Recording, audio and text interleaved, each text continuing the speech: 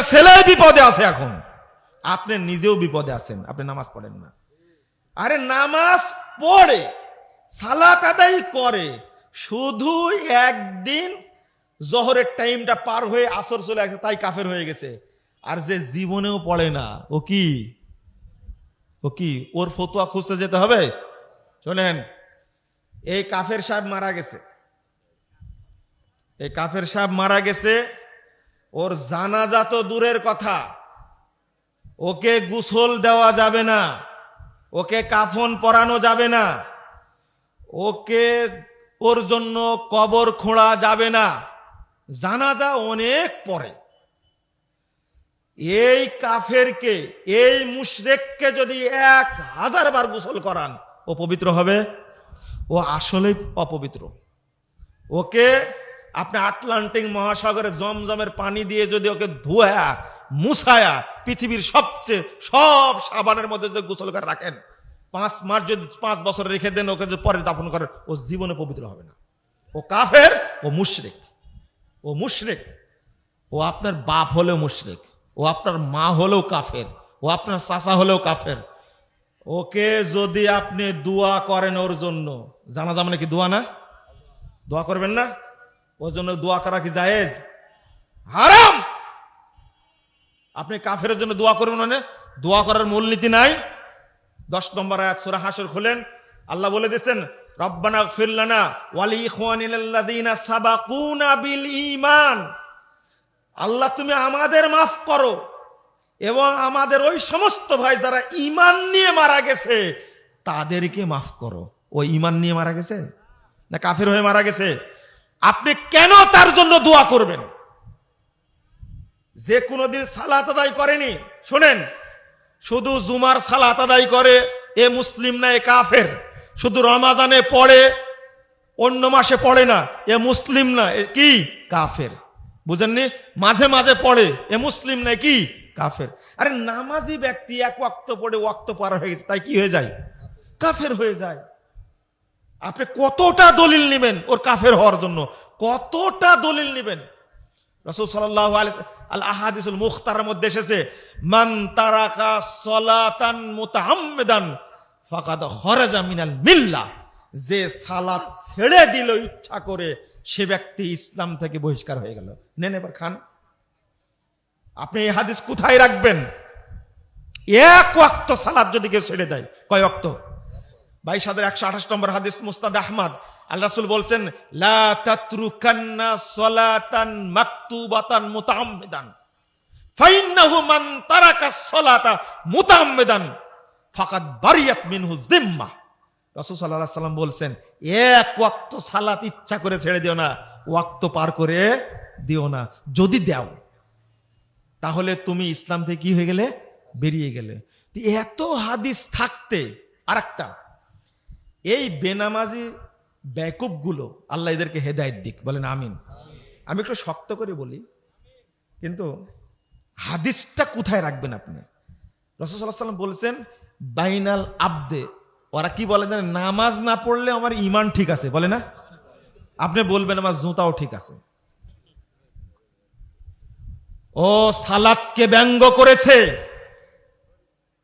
এই শ্রেষ্ঠ ইবাদতকে সে তুচ্ছ তাচ্ছিল্য করেছে। ও এমনি কাফের। কেউ তুচ্ছ তাচ্ছিল্য করে মুমিন থাকতে পারে না, কি হয়ে যায়? কাফের হয়ে যায়। বলে কি নামাজ না পড়লে ঈমান ঠিক আছে?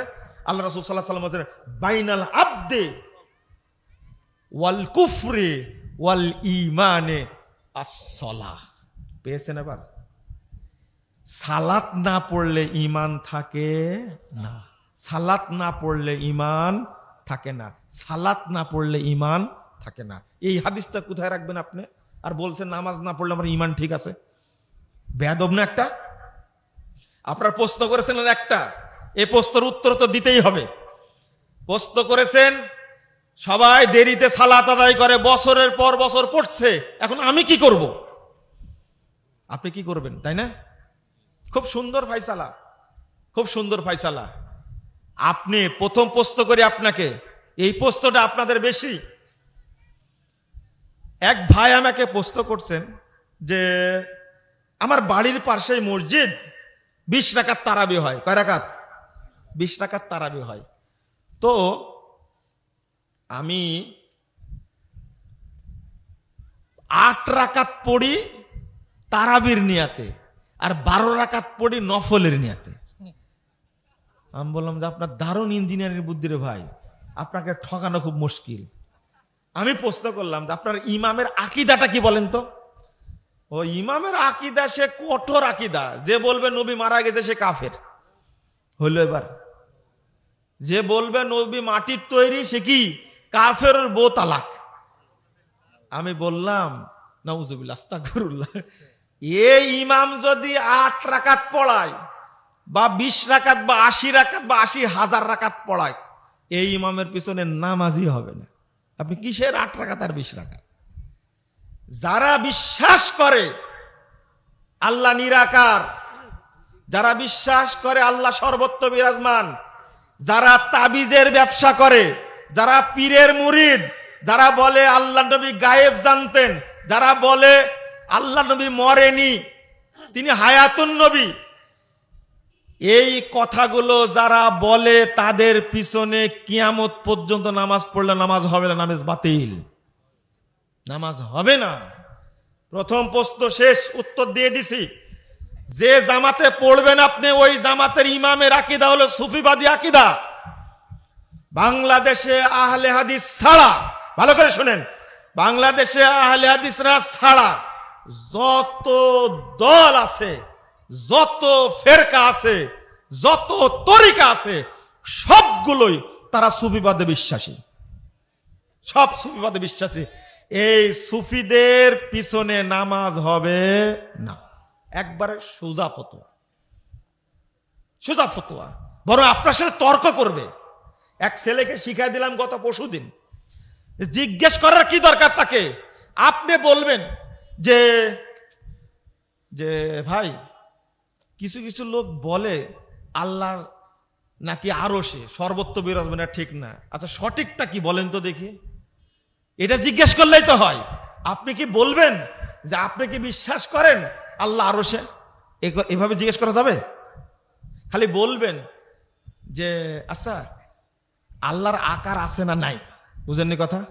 আল্লাহর সিফাত আছে না নাই, উত্তরটা ও দিয়ে দেবে কিন্তু জাত মতো।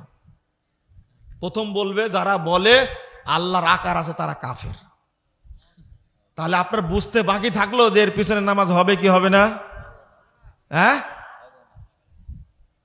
যারা মিলাদ মাহফিল করে, মিলাদকে জায়েজ মনে করে, কিয়ামকে জায়েজ মনে করে, আল্লাহর নবী মিলাদের অনুষ্ঠানে উপস্থিত হয়, এই বিশ্বাস যে ব্যক্তি করে এটা হলো কুফরি আকীদা, ওর পিছনে নামাজ হবে না। তা আপনার চিনতে বাকি থাকবে? এইগুলো বললে হবে আপনার? আপনি কি বুঝাতে চান? 2 নম্বর, আপনি আউয়াল ওয়াক্তে সালাত আদায় করতে চাচ্ছেন, কিন্তু এলাকার লোকের সাথে পারছেন না। ওরা 1:30টাতেই পড়বে, 1:15টাতেই পড়বে, পারছেন না। আপনার করণীয় কি? আপনার করণীয় হলো রাসূল সাল্লাল্লাহু আলাইহি ওয়াসাল্লাম বলছেন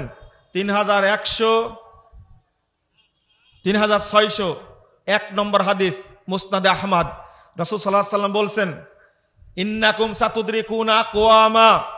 দেখেন তো মিলে কিনা রাসূলের কথার সাথে। ইন্নাকুম সাতুদরিকুনা আকওয়ামা, তোমরা অচিরেই পাবা অনেকগুলো দল, ইউসাল্লুনা সলাতান বিগাইরি ওয়াক্তিহা, তারা সালাত দেরি করে পড়বে। ফাইদা আদরাকতুমুহুম, তোমরা যখন এদেরকে পাবা, এই সমস্ত দলকে পাবা, ফাসাল্লু ফি বুয়ুতিকুম ফিল ওয়াক্তিল্লাযী তারিফুন, তোমরা তোমাদের সালাত ওয়াক্ত অনুযায়ী বাড়িতে পড়ো।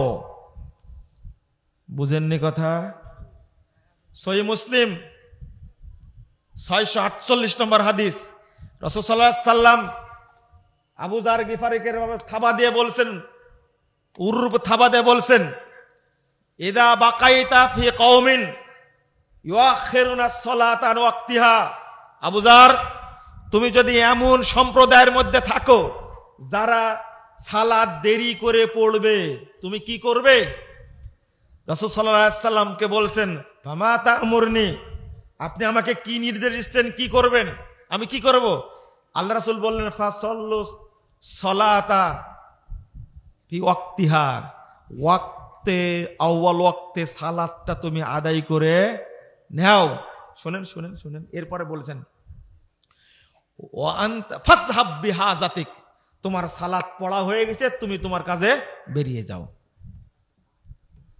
ওয়া আনতা ফিল মসজিদ ওয়া ইজা আদরাকতাহুম ওয়া আনতা ফিল মসজিদ ফাসাল্লি মাহুম। আল্লাহ রাসূল বলছেন, তবে হ্যাঁ, তারা যদি সালাত পড়ে আর তুমি যদি ওই সময় মসজিদে থাকো, তাহলে তুমি তাদের সাথে কি সালাত পড়ো। 433 নম্বর হাদিস আবু দাউদের মধ্যে এসেছে, আল্লাহ রাসূলকে প্রশ্ন করছেন, আ উসাল্লি মাহুম, আ উসাল্লি মাহুম, আল্লাহ রাসূল আমি তো সালাত পড়ে নিলাম, আমি কি আবার তাদের সাথে পড়বো? আল্লাহ রাসূল বলছেন, না মিন শিতা, তুমি ইচ্ছা হলে পড়ো। তাহলে পরবর্তীতে যে জামাতটা হচ্ছে, এটা কি ফরজ না নফল? নফল। আপনি যেটা পড়লেন ওটা কি ফরজ। এখন আপনার প্রশ্ন, তাহলে একাকি পড়লে কি আমি জামাতের নেকি পাবো? প্রশ্ন না এটা আপনার? হ্যাঁ, এটাই আসল প্রশ্ন। এই জন্য আপনি দৌড়ান, শুধু দেখেন না আকিদা কি, আকিদা কি দেখেন না, আমি ছুটে যাবে কথাটা এখানেই বলেনি। শোনেন, হাদিসটা শুনে নেন। আব্দুল্লাহ ইবনে মাসউদ রাদিয়াল্লাহু আনহু, তার হাদিসটা আপনারা সবাই জানেন। এই হাদিসটা বুঝতে আমাদের ভুল আছে। আল জামাতু মা ওয়াফাকাল হাক্কা ওয়া ইন কুনতা ওয়াহদাক, জামাত তাকেই বলে যদি হকের সাথে মিল থাকে, তাহলে সেটাই কি জামাত। বলেন না এটা? এই হাদিসটা বুঝতে ভুল হয়েছে। তার আগে চলেন, এই হাদিসটা লম্বা হাদিস, লম্বা হাদিসটা সামনের দিকে বলি। আমর ইবনে মাইমুন তিনি আব্দুল্লাহ ইবনে মাসউদ রাদিয়াল্লাহু আনহুকে বলছেন, আব্দুল্লাহ ইবনে মাসউদ রাদিয়াল্লাহু আনহু বলছেন, এই হাদিসটাই শোনো, লোকেরা যদি সালাত দেরি করে পড়ে, সল্লি সলাতাক, তুমি তোমার সালাত পড়ে নাও। বুঝেননি কথা? তারপরে বলছেন যে ওয়াইদা আদরাকতাহুম ফাসাল্লি মাহুম, এরপরে যদি তাদেরকে জামাতে পাও, তাহলে তুমি কি পড়ো। ফাইন্নাহা লাকা নাফিলা, তবে জামাতে পড়লে ওটা হবে কি নফল। শুনেন শুনেন, এবার হলো মূল কথা। তখন আমর ইবনে মাইমুন রাদিয়াল্লাহু আনহু তিনি বলছেন, আপনি এত বড় সাহাবী ফকি মানুষ, আপনি কি বললেন?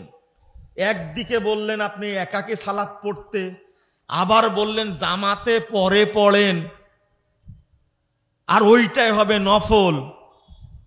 একদিকে জামাতেও পড়তে বলছেন নফল, তাহলে নফল হলে পড়বো কেন জামাতে? বুঝেননি কথা?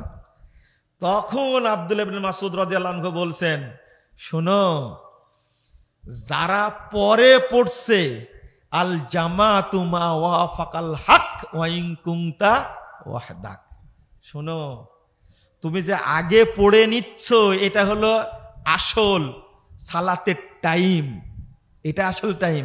তুমি জামাতের নেকি পেলে, আর ওরা জামাত করলেও ওইটা জামাত না। হলো